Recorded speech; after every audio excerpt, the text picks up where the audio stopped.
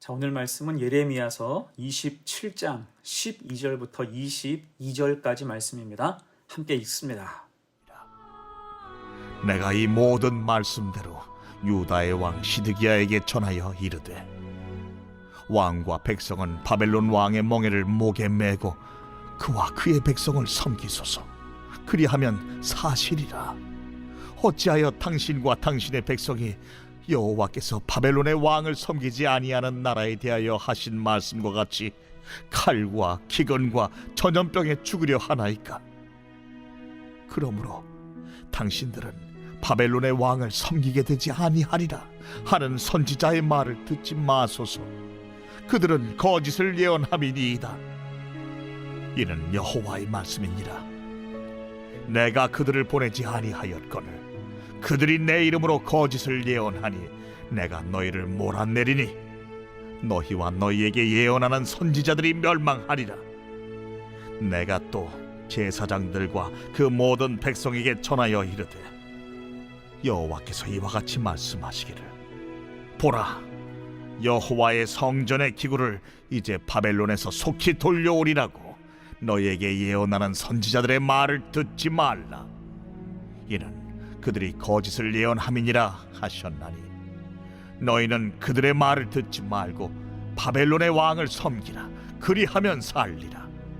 어찌하여 이 성을 황무지가 되게 하려느냐? 만일 그들이 선지자이고 여호와의 말씀을 가지고 있다면 그들이 여호와의 성전에와 유다의 왕의 궁전에와 예루살렘에 남아있는 기구를 바벨론으로 옮겨가지 못하도록 만군의 여호와께 구하여야 할 것이니라. 만군의 여호와께서 기둥들과 큰 대야와 받침들과 이 성에 남아있는 기구에 대하여 이같이 말씀하시나니, 이것은 바벨론의 왕 느부갓네살이 유다의 왕 여호야김의 아들 여고니아와 유다와 예루살렘 모든 귀인을 예루살렘에서 바벨론으로 사로잡아 옮길 때에 가져가지 아니하였던 것이라. 만군의 여호와 이스라엘의 하나님께서 여호와의 성전과 유다의 왕의 궁전과 예루살렘에 남아있는 그 기구에 대하여 이와 같이 말씀하셨느니라. 그것들이 바벨론으로 옮겨지고 내가 이것을 돌보는 날까지 거기에 있을 것이니라. 그 후에 내가 그것을 올려와 이곳에 그것들을 되돌려 두리라. 여호와의 말씀이니라. 악한 시대의 특징이란 제목으로 말씀 증거합니다. 어제 하나님은 예레미야를 통해서 여러 나라 고관들 앞에서 그 뜻을 전하게 하셨어요. 그들의 헛된 생각, 악한 착당을 깨는 하나님의 역사하심이었죠. 이때 놀라운 것은 예레미야의 담대함이었습니다. 전혀 위축되지 않았어요. 실제 그렇게 했을 때 시드기야는 얼마나 예레미야가 미웠을까요? 그리고 자기를 미워하는 사람들 앞에서 말씀을 전해야 하는 것이 예레미야에게는 얼마나 고역이었을까요? 사실 그로 인한 핍박은 갈수록 심해졌죠. 예레미야 20장에서 이렇게 고백합니다. 내가 말할 때마다 외치며 파멸과 멸망을 선포함으로 여호와의 말씀으로 말미암아 내가 종일토록 치욕과 모욕거리가 됨이니이다. 하나님 뜻을 선포할 때마다 치욕과 모욕이 가득했다는 거예요. 하지만 포기하지 않죠. 미움받을 용기, 담대함으로 나아가요. 하나님이 함께 하심을 믿었기 때문입니다. 예레미야 20장 9절 말씀이에요. 내가 다시는 여호와를 선포하지 아니하며 그의 이름으로 말하지 아니하리라 하면 나의 마음이 불 붙는 것 같아서 골수에 사무치니 답답하여 견딜 수 없나이다. 아멘. 여러분, 이게 사명자의 온전한 모습입니다. 미움받아도 고난받아도 불 붙는 것 같은 은혜가 있고 사명이 있으니 갈 수밖에 없다는 거예요. 이 귀한 모습이 우리에게도 가득 임하기를 축복합니다. 자, 하지만 이런 마음으로 열심히 말씀을 전했어도 유대의 권력자들, 유대인들은 미동조차 하지 않았어요. 그러면 현재 예레미야가 전하는 하나님 말씀을 가로막는 것, 곧 악한 시대의 특징이 무엇일까? 두 가지로 생각을 해봅니다. 첫 번째, 영적인 우매함이에요. 현재 유다의 왕은 시드기야인데 사실 그는 왕으로서 함량 미달인 사람입니다. 그 중에서도 가장 큰 문제는 영적인 우매함이죠. 여러분, 구약 성경에 많이 나오는 불순종에 대한 표현 중에 하나가 목이 곧은 백성이란 말이에요. 하나님 앞에서 목이 곧은 백성, 곧 목이 곧아서 교만함으로 하나님 말씀 앞에 순종하지 못하는 것입니다. 당시에 유대 사회가 그랬어요. 이때 중요한 것이 지도자, 왕의 역할이겠죠. 여러분, 우리가 예레미야 26장에서 알아보았지만 선지자 미가는 성전이 무너질 것을 최초로 예언한 사람입니다. 그것은 당시 심각한 불경죄와 성전 모독죄에 해당했으므로 엄히 죄를 물을 수 있는 사안이었어요. 하지만 그에 대해서 아무도 문제 삼지 않았죠. 왜일까요? 당시의 왕인 히스기야가 먼저 그 말씀 앞에 엎드렸기 때문입니다. 왕이 엎드리니까 백성이 그 교만한 목을 꺾었다는 거예요. 말씀 앞에 순종하게 되었다는 것입니다. 또한 요시야 왕을 생각해 보세요. 요시야가 왕이 되기 이전 시대는 가장 악한 시대였지요.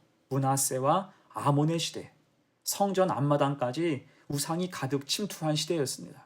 하지만 그 모든 것을 척결한 것이 요시야 왕이었고 가장 아름다운 유월절을 지킨 것도 요시야의 시대였습니다. 어떻게 그렇게 할 수 있었을까요? 왕이 먼저 율법 앞에서 옷을 찢었기 때문이에요. 가장 먼저 가장 신실하게 하나님 앞에 서고 겸비했기 때문입니다. 왕에게서 나온 선한 영향력이 백성 가운데 퍼지게 된 거예요.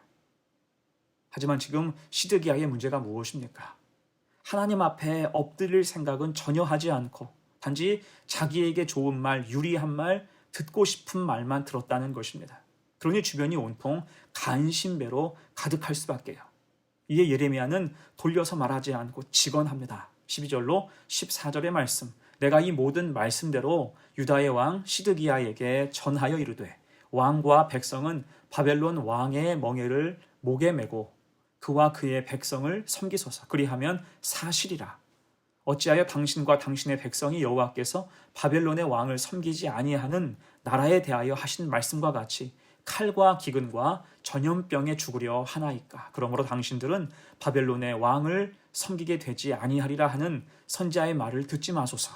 그들은 거짓을 예언함이니이다. 아멘. 요약하면 하나님의 뜻을 따르라는 거예요.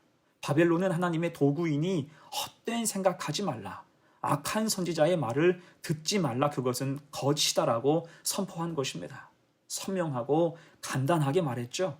하지만 이렇게 살 길을 알려줘도 우물쭈물하는 거예요. 여러분, 그것은 그 속에 영적인 우매함이 가득한 까닭이었어요. 인간적인 생각, 간교한 꾀, 탐심과 탐욕으로 눈이 어두워진 것입니다. 우리도 그럴 수 있어요? 그래서 우리에게 필요한 것이 무엇입니까? 우리 믿음이 세상의 지배를 받지 말고 말씀의 반석 위에 서야 할 것입니다. 시편 1편의 말씀 기억하세요. 복 있는 사람은 악인들의 꾀를 따르지 아니하며 죄인들의 길에 서지 아니하며 오만한 자들의 자리에 앉지 아니하고 오직 여호와의 율법을 즐거워하여 그의 율법을 주야로 묵상하는도다. 아멘. 그래서 말씀의 귀함을 알고 깨어 있어서 하나님의 뜻 앞에서 늘 신실한 믿음으로 사는 성도가 되시기를 축원합니다. 아멘. 두 번째예요. 악한 시대의 특징 두 번째, 거짓의 득세입니다. 지금 왕을 흔든 것은 거짓 선지자들의 말이었어요. 말이 좋은 거예요. 청산유수와 같습니다. 이때 거짓 선지자의 특징이 무엇입니까? 하나는 환심을 사기 원한다는 거예요. 지금 거짓 선지자들은 바벨론의 왕 느부갓네살의 침공 등으로 이미 성전이 상당히 침탈당했음에도 성전은 결코 무너지지 않으며 빼앗긴 것들도 머지않아 찾을 수 있다라고 하는 희망 가득한 말들을 했어요. 물론 이것은 하나님의 뜻과는 상관없는 말이었습니다. 그들은 여호와의 회의에 참여하지 않았고 하나님께 말씀을 들은 적도 없었어요. 곧 전부 거짓이었습니다. 다만 왕에게 인정받고 출세하여 자리를 보장받고 또 백성들의 환심을 사기 위해서 입을 놀릴 뿐이었어요. 또 하나, 그들은 주술적인 애착이 있었습니다. 여러분, 이스라엘 민족은 본래 민족적인 자존감이 높았죠. 선민의식이 있었습니다. 이게 온전한 믿음으로 서 있을 때는 굉장한 강점, 실제 능력이 돼요. 하지만 믿음이 없을 때에는 그런 생각 자체가 허상이고 허세가 되는 것입니다. 지금 이스라엘의 경우는 후자에 해당하겠죠. 아무 힘도 없고 이미 불순종과 거짓으로 가득하면서 신앙적인 자존심만 내세웠다는 거예요. 이것은 마치 엘리 시대의 모습과 같습니다. 그때 이스라엘 군대는 작은 국지전에서 패배하니까 그 전쟁의 승리를 위해서 법궤를 직접 가지고 갔어요. 이에 법궤가 들어갈 때 온 군영이 함성으로 가득했죠. 법궤가 왔으니 승리할 수 있다고 믿은 거예요. 하지만 이겼습니까? 참패를 당해요. 그리고 법궤까지 빼앗깁니다. 이것이 주술적인 애착인 거예요. 믿음과는 전혀 상관이 없습니다. 주문, 부적과 같은 주술적인 것으로 지금 법궤를 바라본 까닭이에요. 거짓 선지자의 태도가 바로 이와 같다는 것입니다. 그래서 예레미야는 그런 악한 모습을 지적하면서 일갈하죠. 18절 말씀, 만일 그들이 선지자이고 여호와의 말씀을 가지고 있다면 그들이 여호와의 성전에와 유다의 왕의 궁전에와 예루살렘에 남아있는 기구를 바벨론으로 옮겨가지 못하도록 만군의 여호와께 구하여야 할 것이니라. 아멘. 엉뚱한 말만 일삼으면서 자기 유익을 구하고 시간만 보낼 바에는 먼저 기도하라는 거예요. 은혜를 구하라는 것입니다. 그리고 실제 답 없는 그들, 응답받지 못하는 그들에게 하나님의 분명한 뜻을 선포해요. 21절로 22절입니다. 만군의 여호와 이스라엘의 하나님께서 여호와의 성전과 유다의 왕의 궁전과 예루살렘에 남아있는 그 기구에 대하여 이와 같이 말씀하셨느니라. 그것들이 바벨론으로 옮겨지고 내가 이것을 돌보는 날까지 거기에 있을 것이니라. 그 후에 내가 그것을 올려와 이곳에 그것들을 되돌려두리라. 여호와의 말씀이니라. 아멘. 다 빼앗기지만 다시 돌려받는 날이 온다는 거예요. 그러니까 이 어려운 시간을 믿음으로 참아내야 한다는 것입니다. 이게 분명한 하나님의 뜻이니 죄를 인정하고 겸손히 징벌을 수용하며 믿음 가지고 살아간다면 결국 하나님이 돌보시고 참 소망으로 함께 하신다는 거예요. 곧 현재 좋은 게 다 좋은 게 아니라는 거예요. 희망적인 말도 좋고 긍정적인 생각도 좋지만 더 중요한 것은 하나님의 실제 뜻이고 그에 대한 철저한 순종인 것입니다. 하나님을 인정하는 것이 우선이라는 거예요. 여러분, 이것은 오늘날 우리에게 주시는 분명한 메시지가 됩니다. 하나님 주시는 복음이 늘 우리 마음에 들 수는 없어요. 때로는 아픈 복음도 있고 우리 마음을 괴롭게 하는 복음도 있을 수 있습니다. 그것이 우리의 삶이 죄와 얽혀있기 때문입니다. 이때 이것을 분리하는 최선의 방법이 무엇일까요?